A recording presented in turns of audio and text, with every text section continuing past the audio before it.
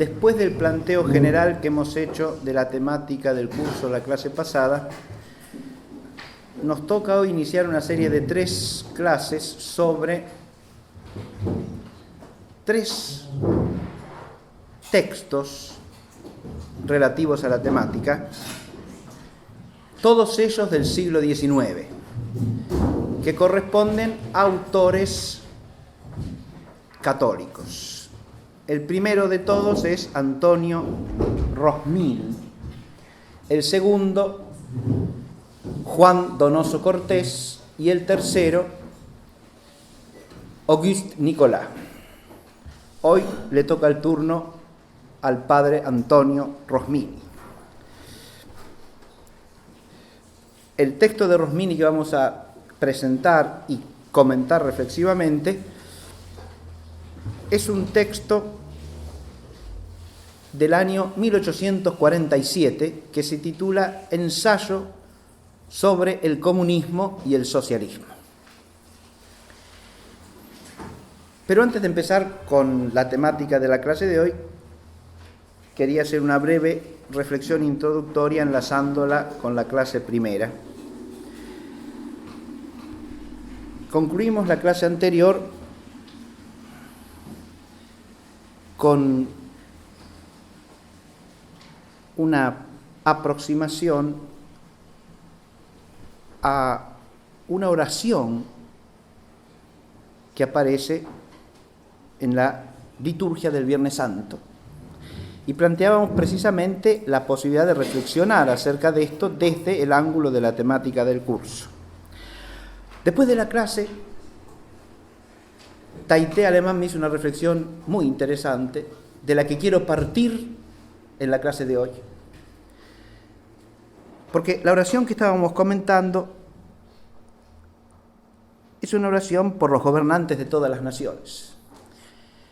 Y lo que yo quise destacar en comparación con la oración antigua era que en esta formulación de la plegaria del Viernes Santo se pierde toda visión de un régimen político cristiano o de un gobierno cristiano.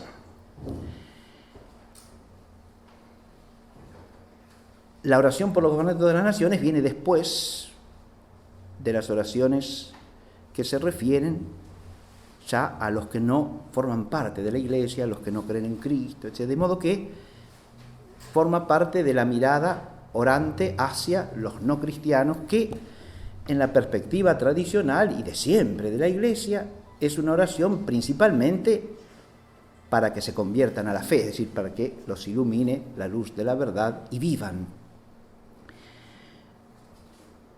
Y ella me decía, y muy bien, que esta oración se hace cargo de un hecho real, es decir, hay un realismo en la oración, y es que la mayor parte de los gobernantes no son cristianos, o no presiden o no rigen regímenes cristianos. Y esto es verdad. Y por lo tanto se puede rezar, obviamente, para que Dios de alguna manera, con gracias actuales, los guíe, los aparte de errores graves, los aparte de crímenes, etc. Pero el tema fundamental que yo quería destacar es precisamente que lo que pedimos en la oración finalmente está expresado de una manera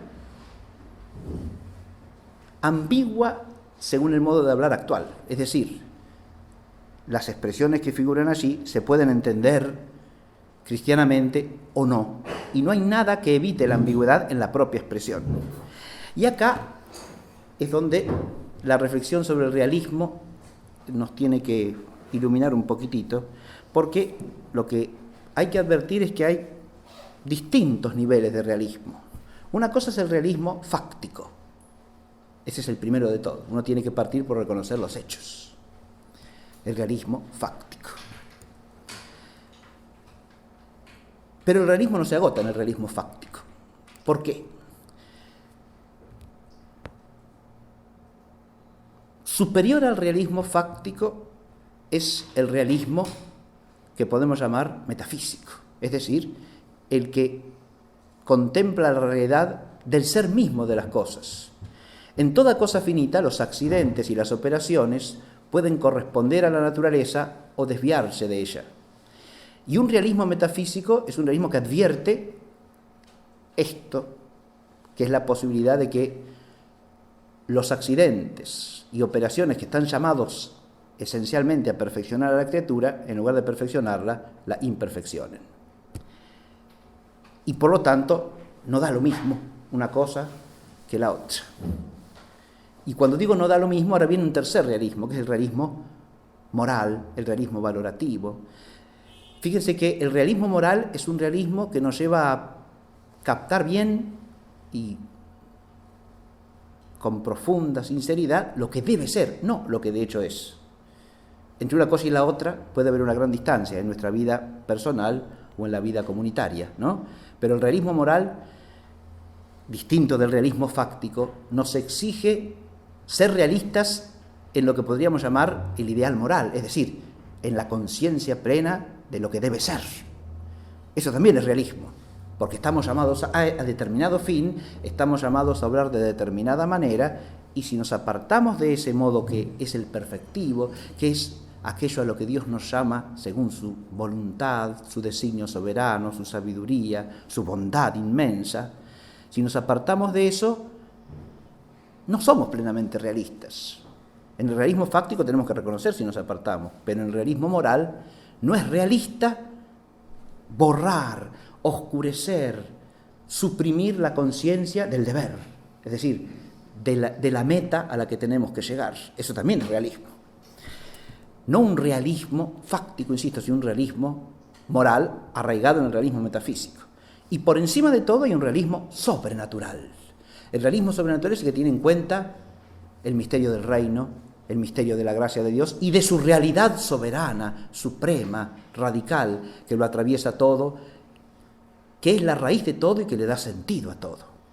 Y ese realismo sobrenatural solamente puede forjarse en el espíritu a través de una mirada de fe, de una mirada teológica y de una vida en la que esa mirada de fe se realice y que por lo tanto profundice, acompañe, planifique la mirada de la fe. Y ahí es donde se inserta el servicio que la reflexión teológica puede prestar. Por eso la cuestión vuelve desde esta perspectiva a lo que mentamos al comienzo de la clase anterior, es decir, la alabanza de Dios y la política. Y eso nos sitúa en el ambiente, digamos así, en el marco de todo el curso y de esta clase. Una cosa es la política como algo irreferido a Dios, y otra cosa es la política como asumida en el misterio. Es en vistas a esto que yo puse en el programa un texto del Salmo 95, con cuya lectura empiezo la clase de hoy. Dad al Señor familias de los pueblos, dad al Señor la gloria y el poderío. Decide entre las gentes, reina el Señor. Salte de júbilo el campo y cuanto hay en él, y exulten todos los árboles del bosque ante la presencia del Señor que viene, porque viene a juzgar la tierra. Regirá el orbe con justicia y a los pueblos con equidad.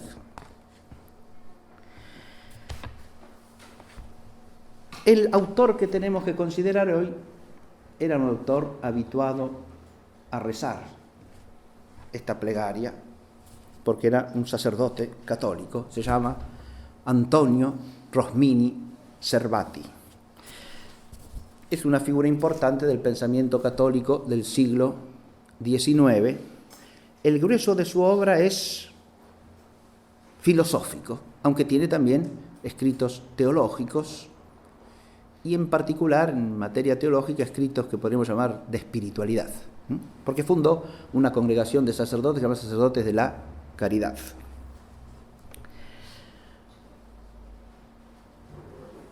El padre Rosmini hace pocos años ha sido reconocido como beato, ¿sí? Así que es el beato Antonio Rosmini. Como dije, Rosmini escribió un ensayo que tiene que ver con nuestro tema, el ensayo sobre el comunismo y el socialismo.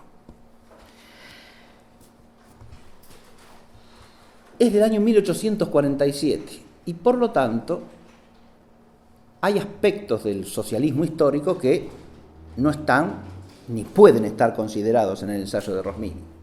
Para empezar, el socialismo marxista. Recuerden que el primer texto importante de Marx es el Manifiesto Comunista del año 1848, o sea, justo el año siguiente a que fue escrito el ensayo de Rosmini que vamos a comentar hoy. Eso implica que cabe ampliar la perspectiva, obviamente, desde el punto de vista de las doctrinas a considerar, que es lo que trataremos de hacer en la clase, en la segunda parte de la clase. Pero en la primera parte, voy a exponer lo que dice el ensayo. El ensayo plantea una perspectiva fundamental que es la siguiente.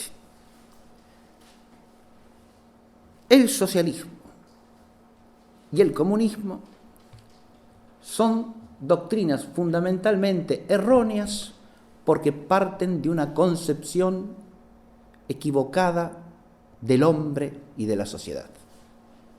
Ahí es donde está el aspecto más interesante y más importante al mismo tiempo del ensayo de Rosmini, en mi opinión. Él parte de mostrar que en la perspectiva socialista y comunista, en lugar de entenderse a la sociedad como un sistema de relaciones entre personas que cada una de ellas es una realidad sustancial distinta, dotada de inteligencia y de voluntad. En lugar de entender la sociedad como un sistema de relaciones entre personas, lo cual presupone a su vez entender la naturaleza de la persona como base de la vida social, estos pensamientos entienden que el hombre es primariamente la sociedad. Es decir, la sociedad antecede al hombre, la sociedad es lo que hace existir al hombre. ¿Cómo se puede pensar eso? Adviértase que en la mente de la tradición del socialismo, el hombre sin la sociedad es pensado como un ser puramente biológico y puramente material. La sociedad es lo que lo hace ser propiamente humano. De modo que en lo que tiene de específicamente humano es un producto de la sociedad. Con lo cual, la sociedad ha sido transformada en la creadora del hombre. Consecuencia, si la sociedad está bien organizada, el hombre será automáticamente bueno. Si la sociedad está mal organizada, el hombre será irrevocablemente malo, pero no porque él sea el responsable de eso, en principio, sino porque es la sociedad la que está mal ordenada, es la sociedad la que está mal hecha. Si la sociedad está mal, el hombre será malo. Si la sociedad está bien ordenada, el hombre será bueno.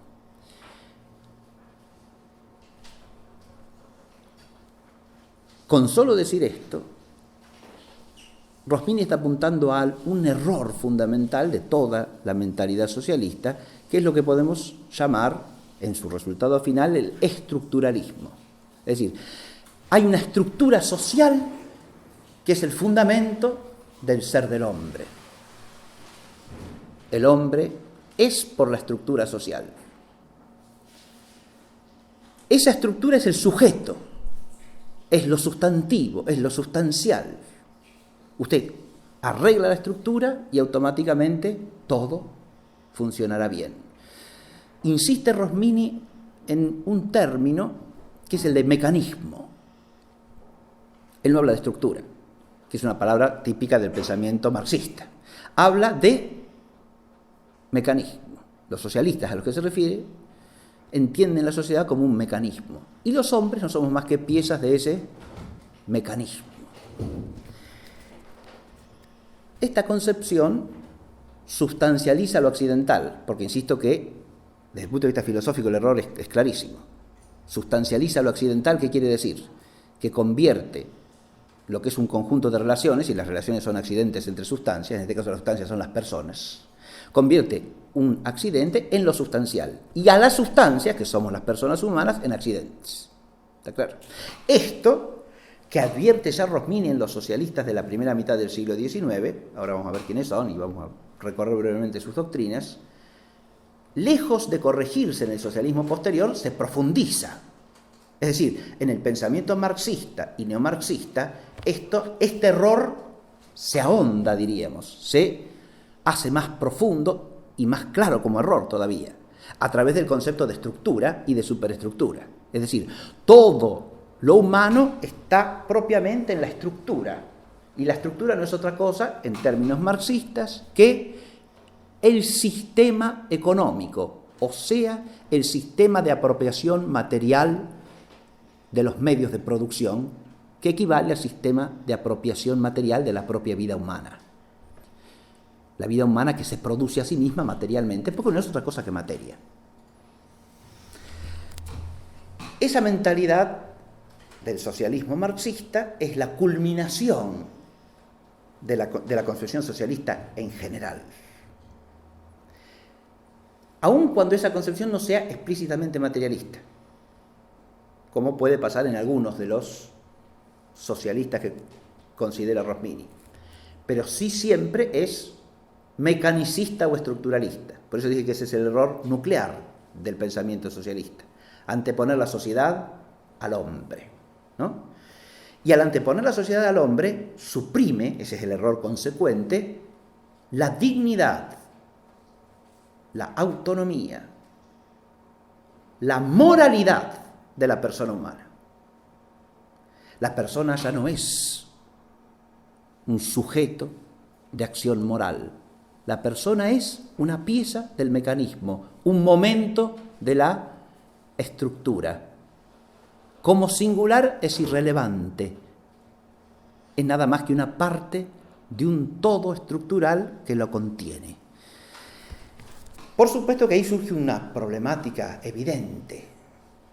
Si todos los hombres estamos en ese caso, ¿cómo es posible que algunos piensen la realidad del mecanismo y de la estructura, se pongan por encima de eso con su conciencia y se pretendan capaces de corregir las fallas de la máquina? Porque obviamente para hacer una máquina hay que estar por encima de la máquina, y para corregirla también. Se advierte esto, ¿no?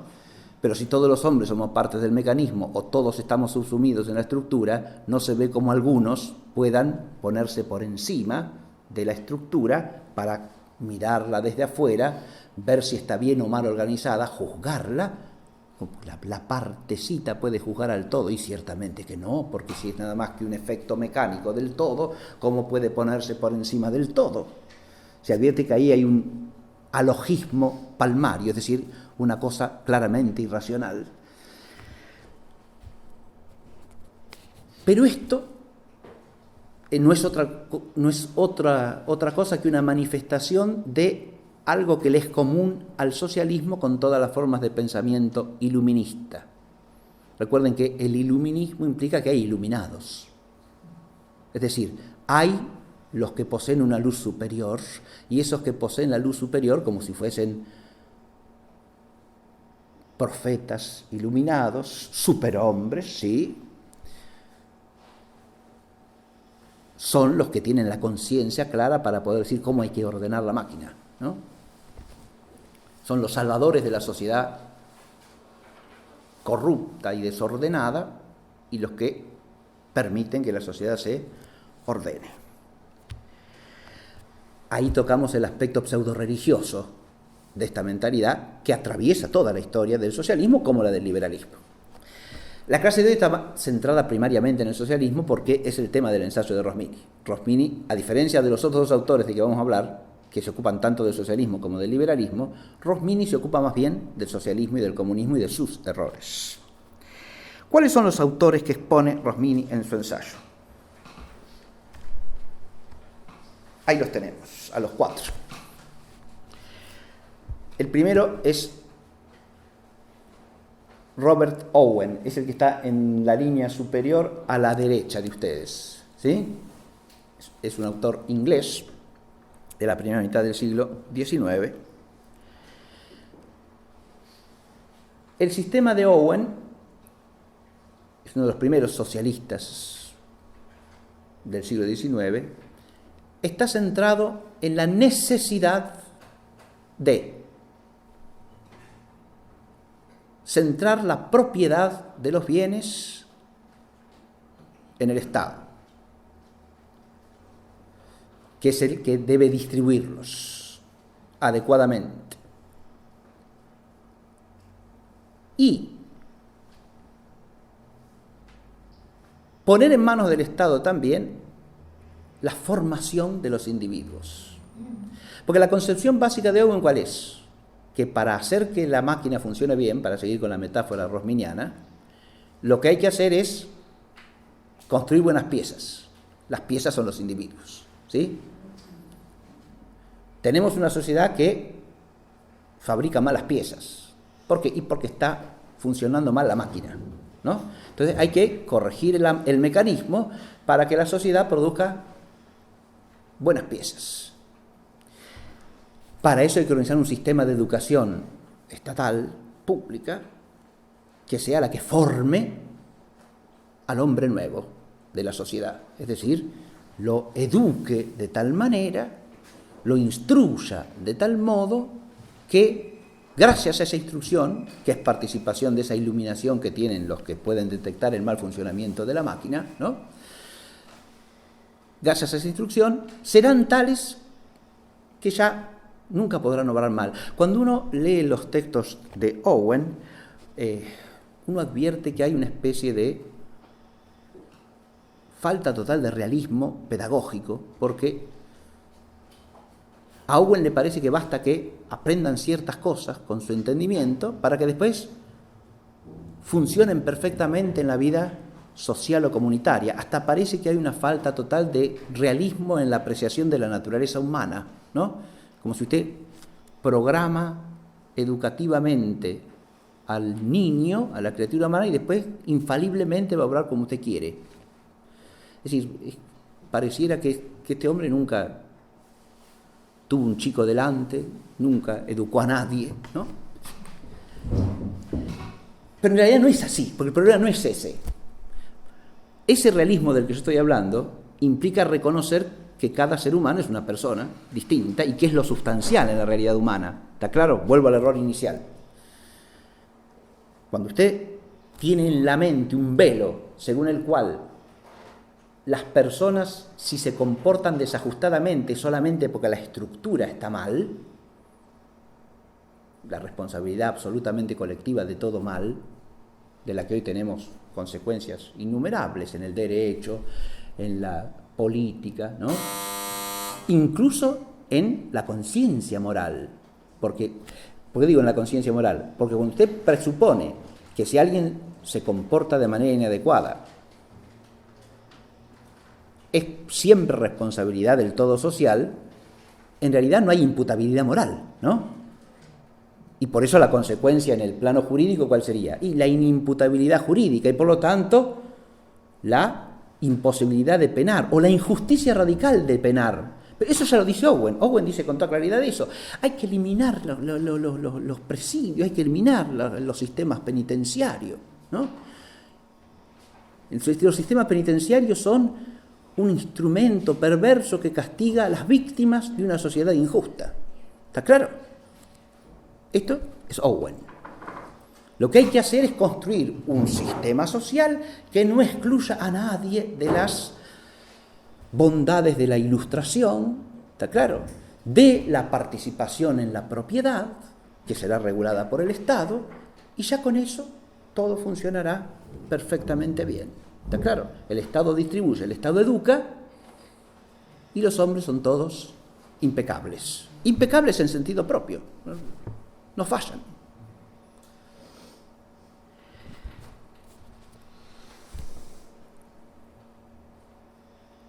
Otro aspecto del lenguaje de Owen que es muy actual es ese de nadie debe ser excluido, ¿está claro? No hay exclusión posible. Fíjense que el sistema parte no solo del prejuicio mecanicista que le atribuye Rosmini, sino también de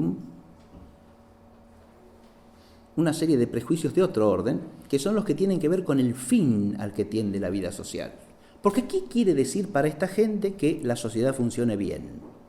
¿Cuál es la meta de la vida social? La meta es que todos y cada uno tengan la mayor felicidad posible. Se sobreentiende en este mundo, ya sea porque no se concibe otra, ya sea porque es la única que importa desde el punto de vista social y político. ¿Está claro? La meta es exclusivamente inmanente, siempre. No hay otra finalidad. Esto que dice Owen, promover la mayor felicidad de cada uno y de todos, ¿no? Ese es el fin del gobierno. El gobierno, el Estado que tiene que hacer eso, conseguir la mayor felicidad para todos y para cada uno. O sea, tiene que garantizar la mayor cuota posible de felicidad colectiva e individual. Advierto que los socialistas jamás se olvidan del individuo, ¿no? Acá estoy diciendo que hay una conexión profunda con la mentalidad liberal, ¿no? No se olvidan jamás del individuo, lo tienen siempre en cuenta. El matiz de oposición en que está, eso en Owen se ve clarito. Para que ese Estado pueda distribuir adecuadamente las riquezas e instruir adecuadamente a todos para formarlos como buenos ciudadanos, ese Estado tiene que terminar con el mito, y eso también hay que enseñárselo a los chicos en la escuela, de que el individuo tiene un montón de libertades, entre comillas, que son inventos de la sociedad corrompida. ¿Está claro? Y que no existen en la realidad. Uno de los aspectos más interesantes y menos actuales hasta cierto punto del socialismo de Owen es lo que podríamos llamar su raigambre puritana, ¿no? Que sí se podía ver en los socialistas del siglo XIX, de principios del siglo XX. Owen en sus escritos despotrica contra toda una serie de instituciones que pretenden estar asociadas a la libre elección de los hombres, o a la libertad, o al esparcimiento de los hombres, y no son más que instrumentos de corrupción de la sociedad, ¿no? Por ejemplo, los bares donde se va a tomar bebidas alcohólicas, ¿sí? Ahí ya tienen eso. Los bares donde... cerveza en Inglaterra, ¿no? Los lugares donde se va a jugar, y especialmente si se juega por dinero, ¿no?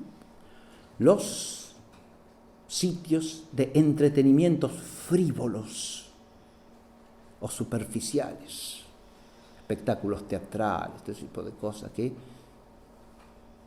Fíjense que, claro, acá hay un matiz, insisto, de raigambre puritana, ¿no? En Owen, que se explica hasta por su biografía y por sus orígenes históricos, ¿no? Es un inglés, dije, ¿verdad? Y este aspecto del socialismo es interesante advertirlo porque el ideal social de Owen es un ideal que uno puede decir, bueno, tiene elementos de austeridad, ¿no? Promueve cierta vida virtuosa. Y acá es donde uno se equivoca. Porque precisamente de lo que no se trata es de vida virtuosa. Esto también lo destaca Rosmini muy bien en todo el ensayo. Y en esto se opone la concepción socialista a la concepción realista y a la concepción cristiana en general. Una vez que se hacen las transformaciones sociales que se proponen, lo que se consigue es que la gente sea más virtuosa. No, señor. La virtud es una perfección de la persona, ¿está claro? Que se da en mayor o menor medida. Y acá no se trata de perfecciones de las personas, acá se trata de una perfección del sistema. El sistema es el que automáticamente genera que la persona funcione bien, se porte bien, entre comillas, ¿está claro? Se porta bien automáticamente, no por virtud, no por un esfuerzo personal y por una decisión personal. No, ahí está el rechazo del mito de la libertad del que habla Owen. Owen habla de libertad como un mito. No es un mito. ¿Está claro? Pero ¿de qué libertad está hablando? No de la libertad social, sino de la libertad interior, de la libertad de decisión, de la libertad como libre arbitrio de la voluntad racional. Eso es lo que no existe. Acá vemos a asomar el horizonte que podríamos llamar materialista, determinista de toda la tradición socialista. Lo que no existe es el libre arbitrio de la voluntad. Por lo tanto, tampoco puede existir la virtud, que es perfección de una voluntad racional en orden a obrar bien. No existe la virtud. Lo que existe es una sociedad bien organizada. Y en la medida en que ésta existe, las partes se comportan como lo exige el todo. Y si no, el todo mismo las expulsa, las suprime. Pero seguro, bueno, eso no va a hacer falta nunca, porque una vez que desde chicos se los formó como piezas adecuadas, funcionarán bien siempre. Una cosa más digo de Owen. El aspecto religioso en Owen también tiene una conexión directa con la mentalidad socialista y con toda la tradición del iluminismo. En la sociedad ideal que él postula, la ciudad bien ordenada, tienen que convivir pacíficamente todos los credos, dice Owen, y todos en igualdad. La igualdad no solo es un ideal económico también, es un ideal educativo y es un ideal religioso, ¿no? Todos iguales, todas pacíficamente. De modo que el Estado tiene que ser ¿cómo? Tiene que ser religiosamente neutro, no tiene que tener identidad religiosa alguna. Porque en el fondo, dice Owen, lo que tienen de bueno todas las religiones es lo mismo.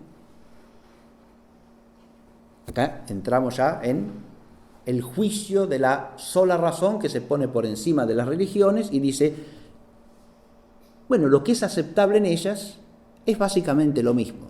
¿Qué es? Ciertos preceptos morales que dicen que todos tenemos que ser buenos con los demás, portarnos bien, ¿no? O sea, lo que apunta a que los individuos sean funcionales para el todo social. Recomendaciones de ser atento con los demás, de ser solícito con las necesidades de los otros, todo eso lo enseñan todos los cultos, dice Owen, y todos deben ser igualmente admitidos. Lo que no se puede admitir, dice Owen, es que alguno de ellos pretenda estar por encima de los demás o que alguno de ellos se pretenda verdadero contra los demás. Las riñas religiosas deben ser desterradas de la ciudad perfecta. ¿Está claro? Toda discusión enconada en materia religiosa es un mal social propio de una sociedad mal organizada y que desaparecerá con el espíritu de tolerancia ilustrada que comunicará la educación de la sociedad bien hecha, o sea, bien ordenada. Hasta aquí Owen. Perdón, yo les dije mal quién era Owen, Owen es este que está acá abajo. Sí. El que está en colores es Owen, el único que está en colores, ese es Owen. Bien. El segundo en turno en el análisis de Rosmini es Fourier. Charles Fourier es un socialista francés. De hecho, los otros tres que él analiza son franceses, ¿sí? Fourier, ahora sí, aquel es Fourier, el que está en la línea de arriba a la derecha. Ese es Fourier, Charles Fourier. El socialismo de Fourier, en el núcleo que ya hemos expuesto, es igual. Pero Fourier, mientras Owen apunta a la necesidad de un Estado fuerte que constriña a los hombres educativamente a comportarse como deben, Fourier hace hincapié en otra cosa. Fourier sostiene que el gran mal de la sociedad preexistente es la limitación de las pasiones. O sea, todos los males que existen en la vida social tienen su raíz, tienen su origen en preceptos coercitivos de la pasionalidad humana. Entonces, ¿qué pasa? Las pasiones son reprimidas, las pasiones son obligadas a no satisfacerse y los hombres se tornan en bestias feroces los unos para los otros. O sea que la clave de una sociedad bien organizada está, según Owen, en la supresión de la represión de las pasiones. Suprímete el aparato represor de las pasiones, el psiquismo represor, la conciencia moral represora, la conciencia religiosa represora, y entonces todos los hombres están satisfechos, contentos, viven felices y dichosos sobre la tierra y jamás procurarán unos el mal de los otros. Por eso se ha hablado, en el siglo XX hay corrientes socialistas que retoman a Fourier con entusiasmo, ¿no? Y hablan del vínculo de Fourier con Freud y sostienen que la doctrina de Fourier es una doctrina freudo-socialista. ¿Está claro?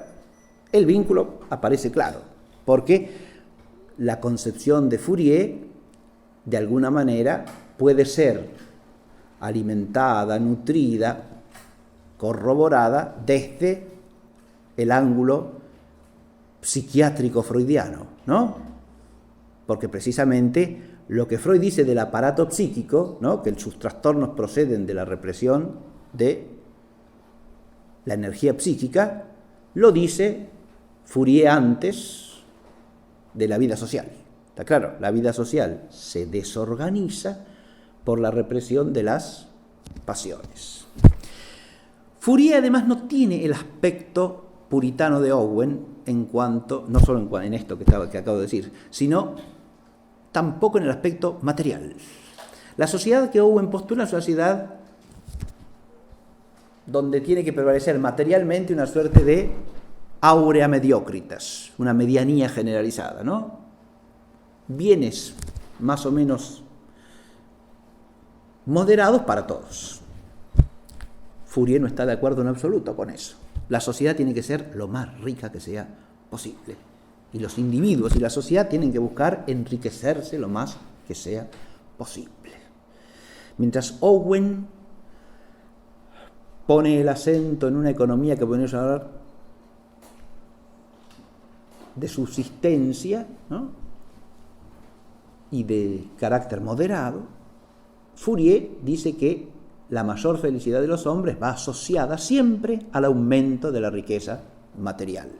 En esto el socialismo de Fourier coincide perfectamente con la mentalidad del liberalismo económico de Adam Smith y de toda la tradición del utilitarismo inglés que combina socialismo con liberalismo. John Stuart Mill, por ejemplo. La figura de Fourier muestra también esta convergencia.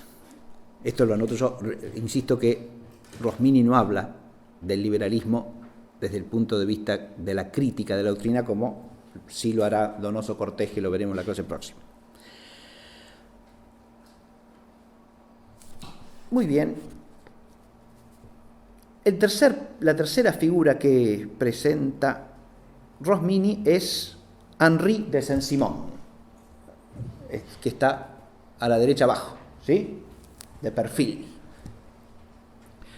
Henri de Saint-Simon, personaje muy conocido porque tuvo de secretario unos cuantos años al que será el fundador del positivismo francés, Auguste Comte, ¿no? El conde de Saint-Simon es uno también de los grandes socialistas de la primera mitad del siglo XIX.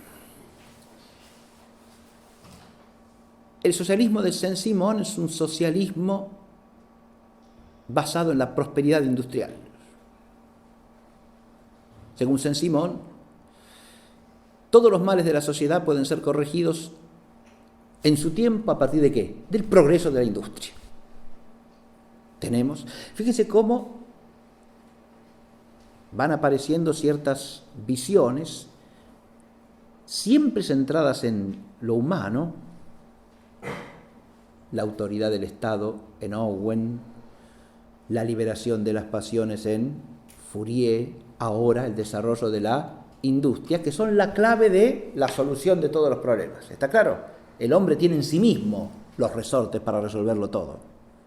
Esto pertenece a la raíz inmanentista de todos estos pensadores. No hay otra cosa acá que el hombre solucionando al hombre. El hombre, más que solucionando, salvando al hombre. ¿Sí? Owen dice, por ejemplo, que aún con sus errores, el actual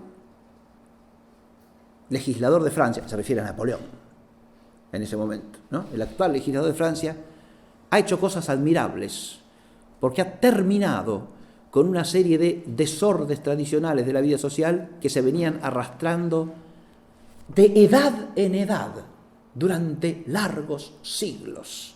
¿Está claro? Es decir, la visión histórica de esta gente siempre que todo el pasado es más o menos oprobioso, ¿no? Y gracias a ello va a venir la salvación. La salvación es el socialismo. Y el socialismo siempre juega con un resorte puramente humano que está en las manos del hombre manejar. O sea, el hombre tiene en sus manos el salvarse a sí mismo, el perfeccionarse a sí mismo, el hacerse feliz a sí mismo. Ese resorte, insisto, puede ser un Estado autoritario, ¿no? Buen y educador, firme, un sistema de liberación de las pasiones y de amplia producción de riquezas para distribuirlas ampliamente, Fourier, en la prosperidad industrial en Saint-Simon. A partir de la prosperidad industrial, la sociedad se hace capaz ¿de qué? De allegarle a todos los hombres las riquezas suficientes para su felicidad. ¿Está claro? Ahí está la clave de todo el asunto. Pero para eso la sociedad tiene que reordenarse también mentalmente. Siempre los socialistas postulan un aspecto ideológico de transformación de la sociedad. ¿Está claro? Hay que cambiar la mentalidad. La mentalidad tiene que ser nueva. Ahí está el hombre nuevo socialista, ¿no? En el caso de Saint-Simon, esa transformación de la mentalidad va asociada a lo que él llama el nuevo cristianismo. En Saint-Simon el socialismo adquiere un vocabulario mucho más explícitamente religioso que en los otros dos. La obra más célebre de Saint-Simon es precisamente la que yo acabo de mencionar, ¿no? La que trata sobre el ideal del nuevo cristianismo. Y en esa obra, se llama así, Le Nouveau Christianisme, Saint-Simon dice cosas como la siguiente. Lo que leo es del prefacio de la obra, ¿sí?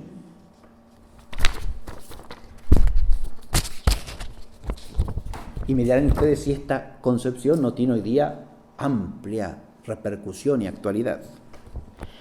En el nuevo cristianismo, toda la moral será deducida directamente de este principio. Los hombres deben conducirse como hermanos los unos respecto a los otros.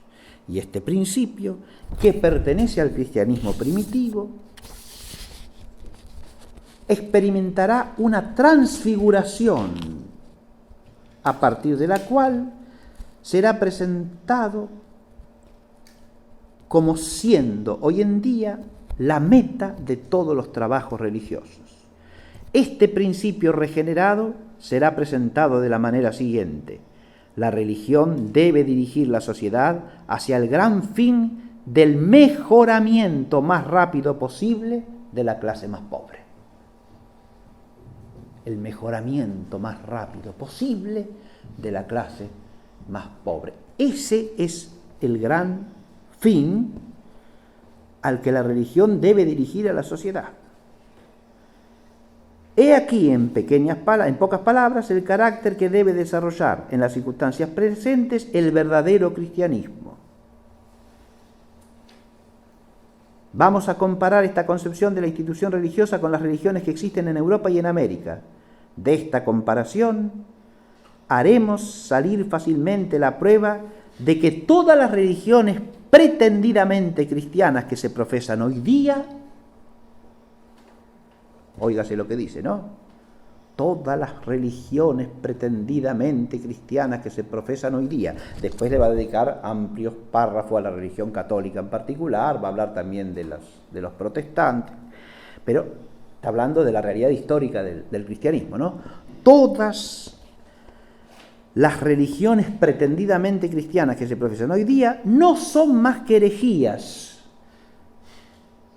Esto es, que ellas no tienden directamente a la mejora lo más rápida posible del bienestar de la clase más pobre, que es el fin único del cristianismo. Claro, ¿no? Fíjense ustedes que este autor habla con un lenguaje según el cual lo que él llama socialismo es que la última perfección y plenitud del cristianismo. Es un cristianismo cuyo fin único, ¿cuál es? El mejoramiento más rápido posible del bienestar, le bien-être, del bienestar de la clase más pobre. Ese es el único, óigase, ese es el único fin del cristianismo.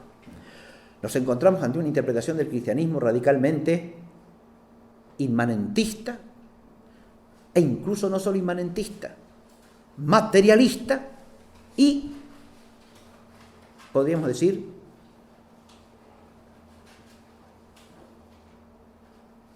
populista. Sí, señor. Este término será acuñado no por ninguno de estos socialistas. El término populismo no es un término nuevo,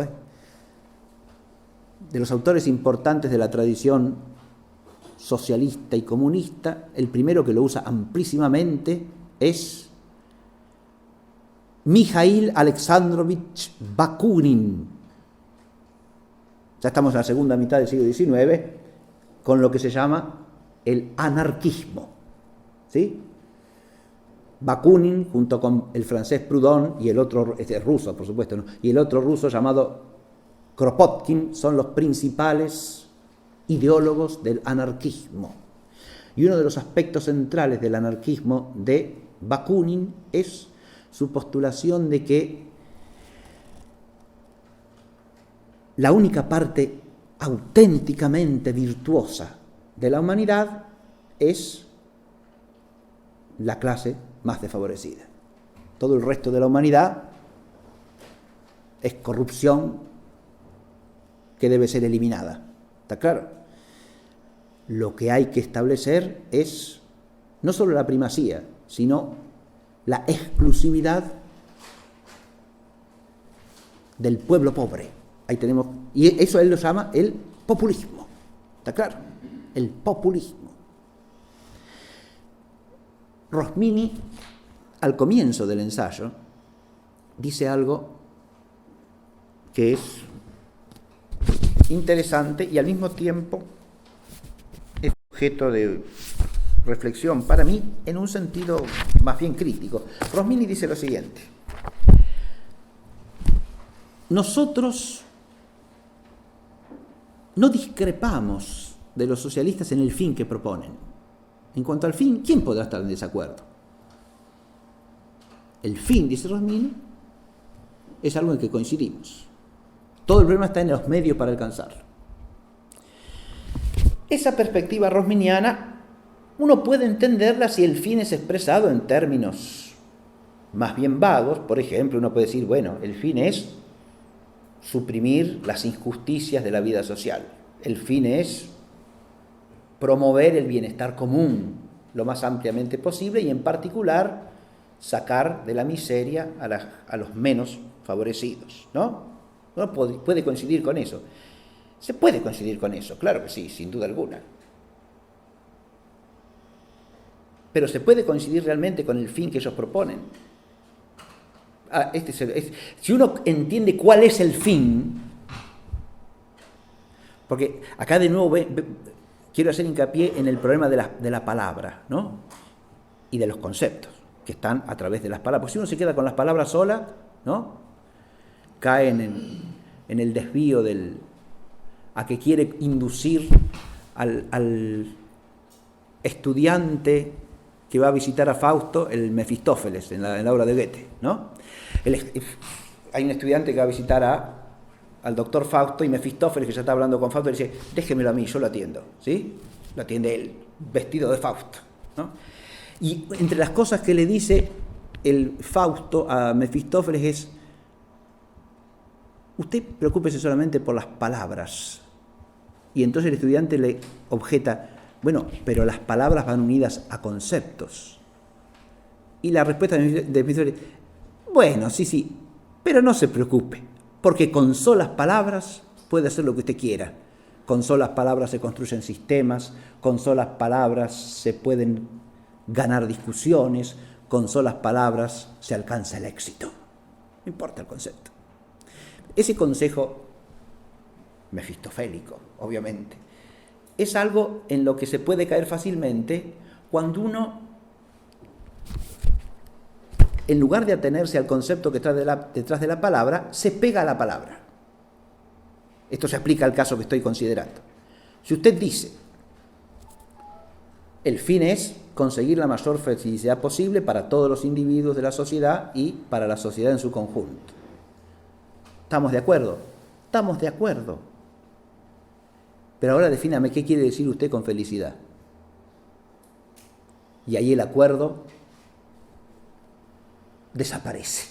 ¿Está claro? Un acuerdo verbal no es un acuerdo. O sea, un acuerdo de meras palabras no es un acuerdo, porque bajo las mismas palabras se pueden pensar cosas totalmente distintas. Es cierto lo que dice Ramírez, que hasta cierto punto con el fin de una mayor justicia se puede coincidir. Pero, de nuevo, ¿qué quiere decir mayor justicia? Que por un automatismo social se opere una distribución de bienes más amplia, o que las personas en la sociedad obren justamente y la virtud de la justicia se aplique tanto personal e individualmente como comunitariamente por el vigor de la ley. ¿Está claro lo que digo? Son dos concepciones totalmente distintas y hasta opuestas. Pero además, cuando usted dice felicidad, está hablando simplemente de una felicidad inmanente, de una felicidad temporal, de una felicidad que consiste en ser rico y estar de acuerdo con todos los demás, en que no hay más riqueza ni más fin que la vida temporal. ¿Qué quiere decir con felicidad? Ese es el problema fundamental. Y si ese problema no se esclarece, decir que estamos de acuerdo en el fin es decir una cosa superficial y al mismo tiempo imprudente. Este problema de la coincidencia en el fin lo llevo al caso del marxismo, porque a veces suele decirse eso, ¿sí? Podemos estar de acuerdo con los marxistas en el fin, que es la justicia de la vida social. La justicia la habíamos visto el otro día en la alegoría del buen gobierno de Ambrogio Lorenzetti, ¿no? En el Palacio del Común de Siena. La justicia es la virtud política por excelencia, la virtud social por excelencia. Eso no es una doctrina socialista, es una doctrina de la filosofía antigua, de toda la teología moral cristiana.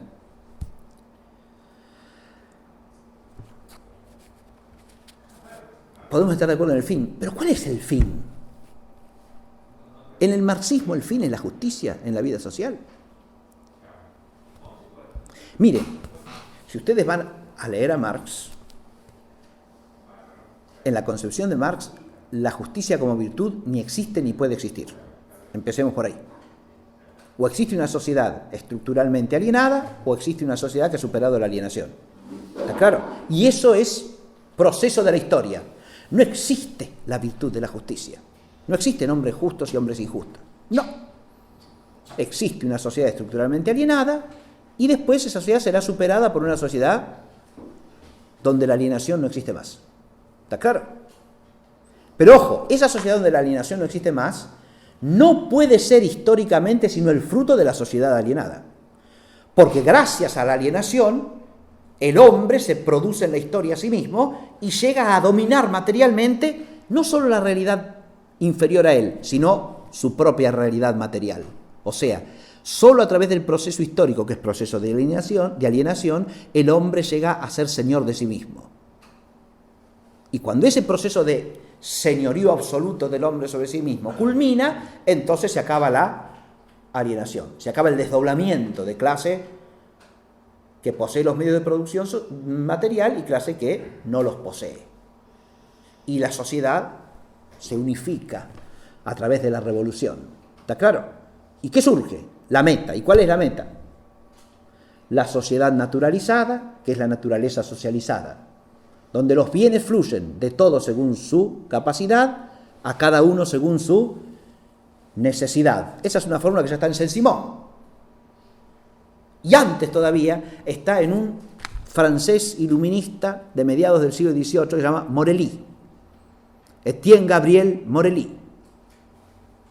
Ese es uno de los principales precursores del socialismo del siglo XVIII. ¿Sí?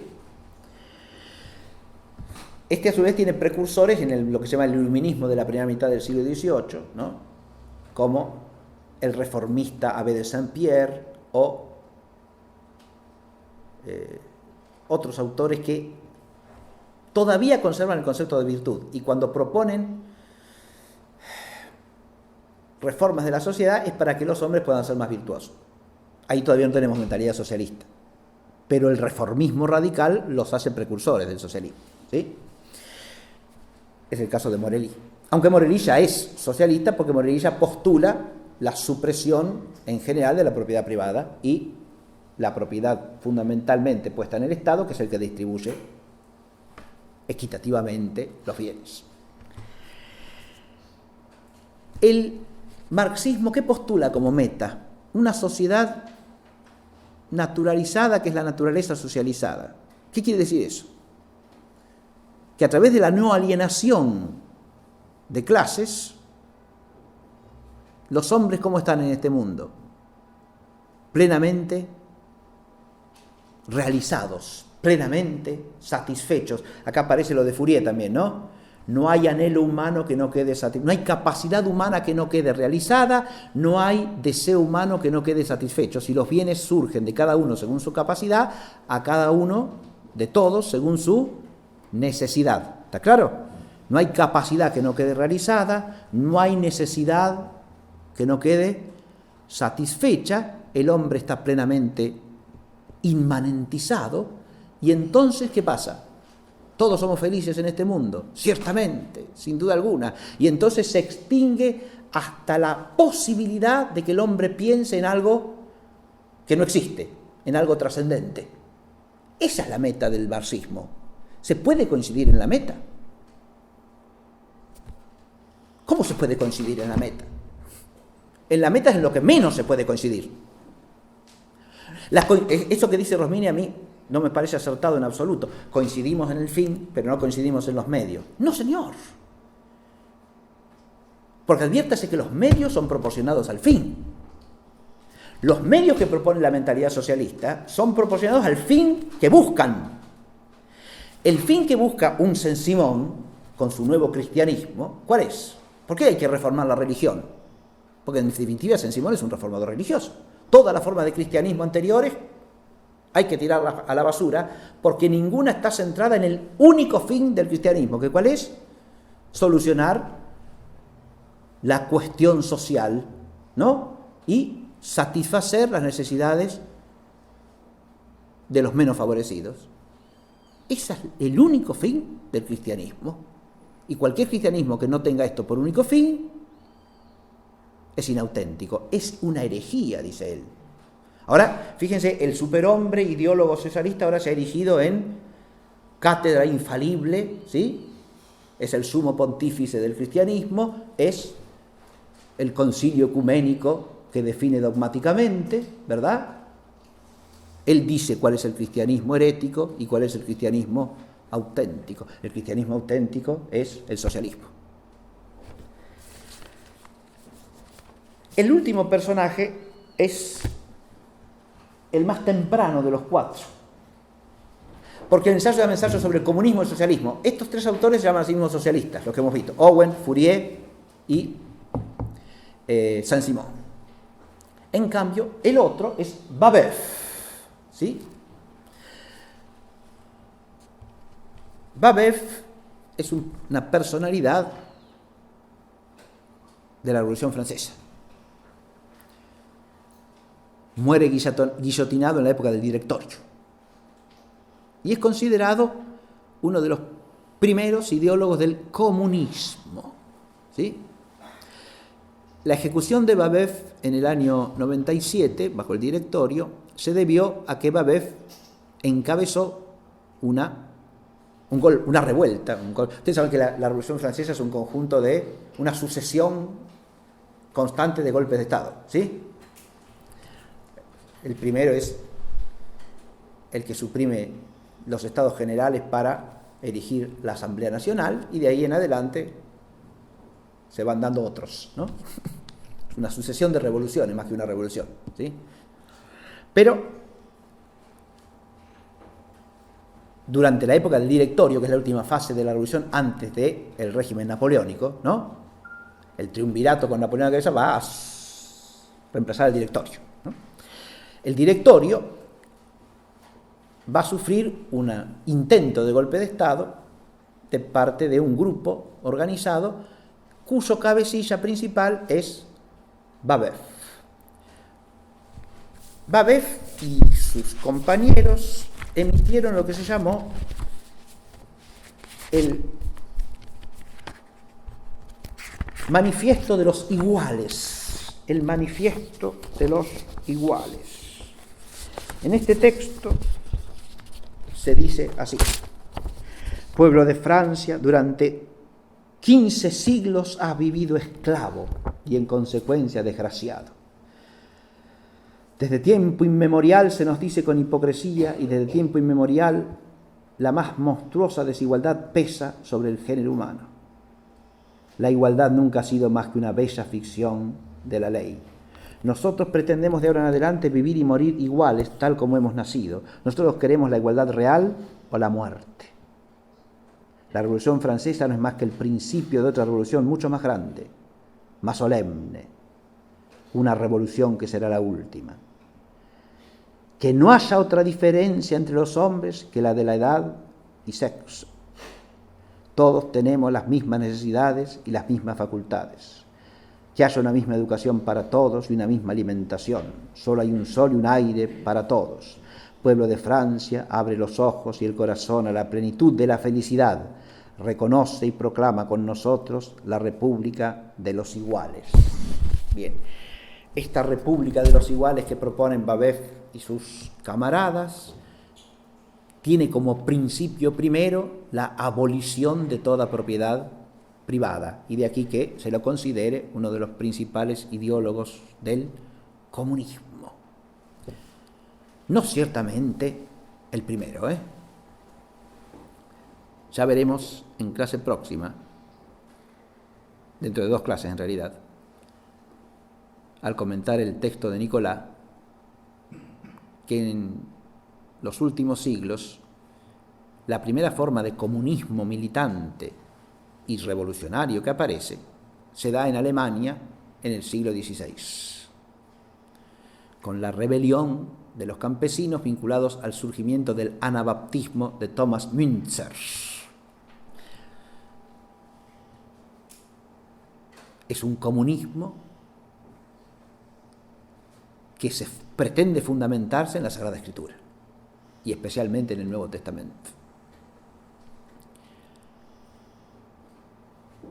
Ese comunismo aparece refutado, por ejemplo, en un opúsculo de Juan Luis Vives, de comienzos, primera mitad del siglo XVI, ¿no?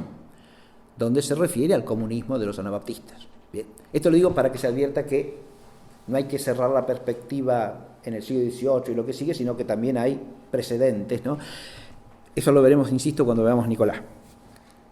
Pero, para ir cerrando la clase de hoy, hay muchas cosas que han quedado en el tintero, pero hemos expuesto lo fundamental del texto de Rosmini y comentado a los autores que él presenta.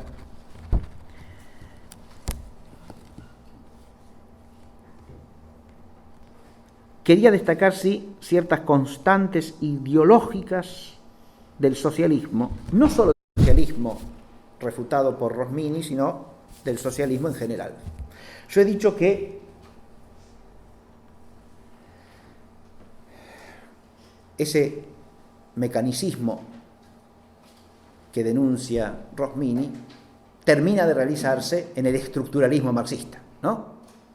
Ahí lo tienen a Marx y también a Bakunin, el ideólogo anarquista al que mencioné, ¿no?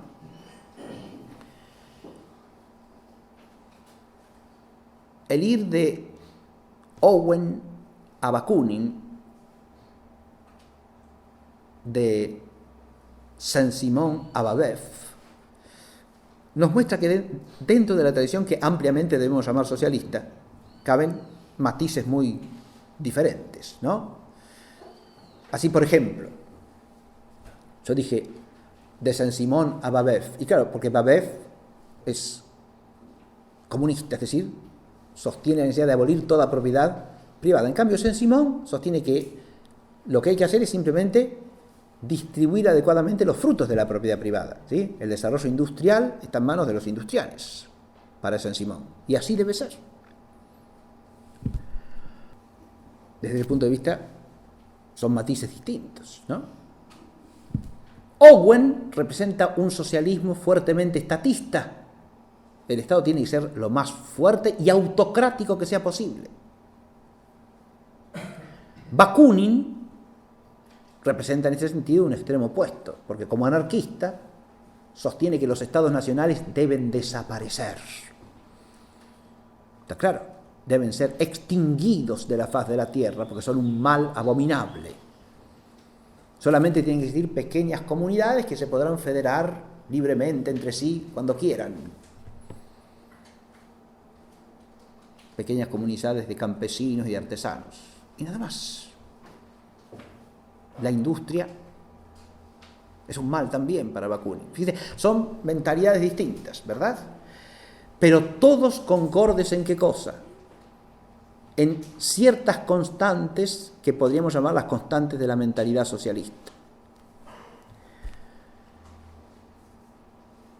En algunas de las variantes del socialismo, para terminar con esta variabilidad de las doctrinas socialistas, en algunas de las variantes hay aspectos profundamente liberales, yo diría que casi en todas, porque la libertad también va unida a la igualdad. Lo que pasa es que libertad, como la entiende el socialismo, ¿qué es? Liberación de todos los males preexistentes, liberación de las ataduras del pasado, liberación de los prejuicios religiosos, morales, etc. ¿Está claro? Eso es libertad. Y para el liberalismo en el fondo también es así. Eso ya lo veremos en la clase próxima, insisto. Pero, fuera de todas estas variables que muestran matices, existen constantes, y con esto quiero cerrar la clase. ¿Cuáles son las constantes fundamentales del pensamiento socialista? La primera de todas, y en eso me parece que está el gran acierto de Rosmini, es eso que podríamos llamar el estructuralismo o mecanicismo de la vida social, que se puede expresar también diciendo que no es el hombre el que hace los vínculos sociales, sino que es la sociedad la que hace al hombre. La sociedad hace al hombre, la sociedad construye al hombre, la sociedad, para decirlo en modo marxista, produce al hombre. La sociedad es el hombre que se produce a sí mismo, que se construye a sí mismo, que se edifica a sí mismo. Cualquiera de esas expresiones se puede encontrar en los distintos autores, ¿sí? Esta concepción es inseparable, a su vez, de otra constante, que ¿cuál es? Lo que podemos llamar el inmanentismo antropocéntrico, a saber, la solución de todos los problemas humanos está en manos exclusivamente ¿de quién? Del hombre. El hombre es poderoso absolutamente sobre el hombre. Y en esto, la mentalidad socialista enlaza claramente con un materialismo de fondo. En las dos cosas, fíjense, tanto en el estructuralismo o mecanicismo como en esta visión de que el hombre tiene en sus manos la capacidad de hacerse a sí mismo. ¿Por qué digo que esto enlaza con el materialismo? Porque en toda la mentalidad socialista, las fuerzas, sean de orden político, de orden económico, que le permiten al hombre ejercer señorío sobre su propia realidad social, son fuerzas materiales. Son las fuerzas de la producción o son las fuerzas del Estado que impone un orden y por lo tanto se vale de la fuerza. Son las fuerzas de la revolución, que es un proceso materialmente desencadenado y materialmente violento por necesidad, dice Marx. ¿Está claro?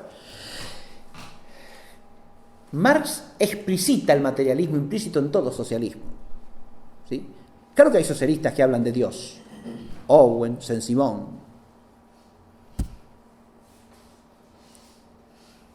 Morelly antes, siglo XVIII, el francés que yo mencioné hace un rato como precursor.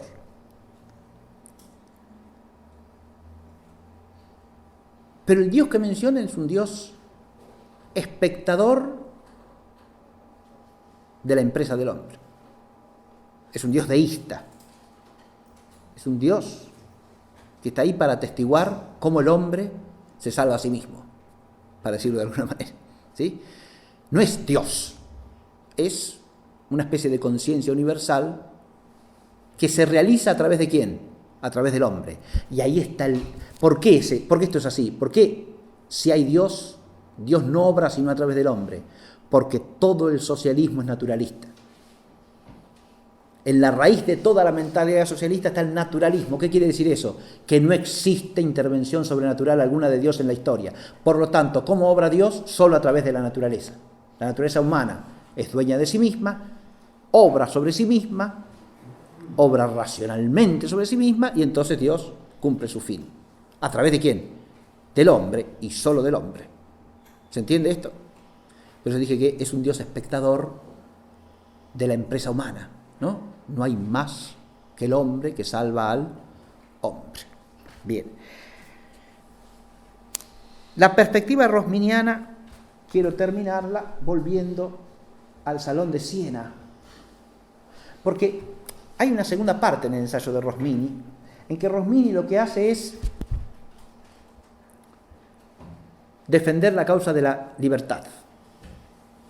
Como dice también León XIII en su encíclica Libertas Praestantissimum, el cristianismo a lo largo de los siglos ha defendido profundamente la causa de la libertad humana, del libre arbitrio del hombre, que es la raíz de la moralidad humana. Pero Rosmini, que defiende esto claramente contra la concepción socialista, expone rectamente el principio en cuanto que sostiene que solamente por el ejercicio de la libertad y por la virtud humana puede mejorarse la sociedad, lo cual es un proceso lento, complejo, que puede ir y venir. Claro que sí, eso es realista, se advierte. No pierde el ideal moral y al mismo tiempo conserva el realismo fáctico en los hechos. Que la virtud humana prevalezca no es fácil, ni individualmente ni socialmente. Pero como cristianos sabemos que aún lo que no es posible para el hombre es posible para Dios, ¿no? Una sociedad que no cuenta con la fuerza de la gracia y con la energía sobrenatural de la gracia, obviamente es una sociedad que queda librada nada más que a lo humano. Eso no es un ideal para Rosmini, eso es una desdicha, es una desgracia, como lo es de hecho.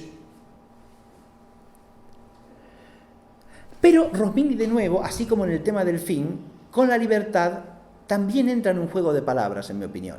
Hay otro aspecto que me parece que hay que criticar en el ensayo de Rosmini. Porque en lugar de hablar de la recta libertad, que va asociada a la verdad y a la virtud, eso es lo que hay que advertir, porque la libertad humana se imperfecciona en la medida en que no conocemos la verdad, adviértase, porque el ejercicio del libre arbitrio, de la voluntad no conoce nada, presupone, para ser recto, que la inteligencia le muestre la verdad. Sin verdad, la libertad está perdida. Primera cosa. Y segundo, para que la libertad se ejerza de hecho en el orden moral bien, hace falta la virtud, ¿no? Una libertad sin verdad y sin virtud es una libertad ruinosa. Es la libertad del error y del vicio, que es una libertad esclava. Ahora, esta que es la perspectiva clásica, en Rosmini está de alguna manera confundida con un problema que es muy de su tiempo, que tiene antecedentes ya en el siglo XVIII, por ejemplo, en la obra de Niccolò Spedalieri, sacerdote italiano, sobre el tema de los derechos del hombre, ¿no? Eso sería un tema aparte. Pero Rosmini lo que sostiene es que hay una serie de libertades, tanto individuales como públicas, que el socialismo suprime, y lleva razón en eso. Pero cuando habla de ese sistema de libertades lo llama el auténtico y sano liberalismo. Más bien habría que hablar del auténtico y sano ejercicio de la libertad, o sistema de la libertad moralmente ordenada y subordinada a la verdad. ¿Está claro lo que digo? No de liberalismo, porque si hablamos de liberalismo como un sistema formal de defensa de verdades, ya estamos incurriendo en el otro error del que tenemos que ocuparnos en este curso, ¿sí? Rosmini ahí, no en el concepto, pero sí en el modo de hablar, está sugiriendo un giro que uno puede decir carece de plena rectitud. ¿Por qué? Porque criticando al socialismo parece que no hace otro tanto con el liberalismo. Bien, esta problemática es la que abordaremos en la clase próxima a través del ensayo de Donoso Cortés, que se llama ya de entrada Ensayo sobre el catolicismo, el socialismo y el liberalismo. ¿Está claro? Ahí el liberalismo está tematizado junto con el socialismo y veremos qué nos dice este aristócrata español del siglo XIX que se llamó Juan Donoso Cortés. En esta, una sola cosa más y me voy. Porque el otro día les quedé con una deuda, ¿sí? Las deudas hay que pagarlas, si no, bien, si no se comete injusticia. En torno al comune de Siena, que está representado por aquel anciano venerable, ¿no?, que está en su trono, están las virtudes cardinales, decíamos el otro día, ¿no? Y otras dos virtudes, es decir, justicia, fortaleza, templanza y prudencia, ¿no? Y otras dos virtudes, y yo me acordé de una de las dos en la clase pasada, que es la paz, que está sentada acá en la punta, y la otra, que es la que está justo a la izquierda de la figura del comune, es la magnanimidad, ¿sí? La magnanimita, es decir, la grandeza de ánimo, una gran virtud para el gobernante, ¿no? El tener capacidad de pensar cosas grandes y de emprender grandes cosas, porque eso obviamente requiere fortaleza, requiere también esperanza, que la tiene allá arriba, ¿no? Sí, la magnanimidad es una virtud importantísima, ¿está claro? Así que me disculpo de haberla olvidado la clase pasada. Bueno, hasta la próxima, si Dios quiere.